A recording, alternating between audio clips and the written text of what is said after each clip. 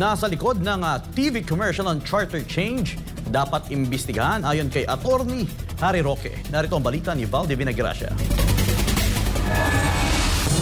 Pero na naman ang taong bayan. Hinimok ng dating tagapagsalita ng palasyo ang Movie and Television Review and Classification Board o MTRCB na imbestigahan ang TV commercial na nagsusulong sa pagbabago ng saligang batas. Nais malaman ni Attorney Harry Roque kung sino ang nasa likod nito at kung naayon ba ito sa batas. Ang tanong, sino nga ba ho ang gumagastos para dito sa initiative neto? Hindi pa nga pumalinaw kung bakit ang Kongreso ay merong liquidation by certification na talaga naman pong sadyang sila lang sa lahat ng branch of government ang may ganyang polisiya. Ngayon, ito na naman ang People's Initiative na nagmumula sa Kongreso na alam nating napakamahal. Alam niyo ba kagabi, prime time, nanonood ako ng balita, abay may advertisement na para sa charter change. Oo nga. Oo nga, ano ba yan? Sino nagbayad yan? Dapat po alamin po yan ng MTRCB. Dahil hindi ko po alam kung yan ay pinapayagan, nagagastusan para sa charter change at hindi nagpapakilala kung sino ang nasa likod nito. Tanong pa ni Roque. Pera na naman ang taong bayan yan. O ako, magtatanong ako. Pera ba ng taong bayan yan? Dahil yan po, tanong din na isang kongresista. Bakit yung gagamitin ng pera ng taong bayan para isulong ang inyong gahaman sa kapangyarihan?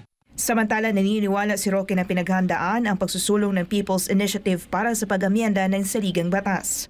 Sa ayon po sa mga nabanggit ni Congressman Edsel Lagman, mukhang merong evident premeditation.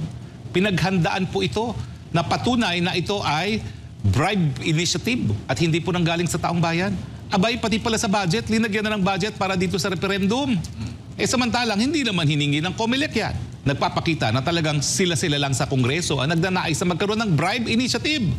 O malinaw po yan ha. Dahil lang galing na mismo sa chairman ng COMELEC, di nila hiningi ang pondo na yan para sa referendum at plebisito. Pero pinaghandaan talaga nila.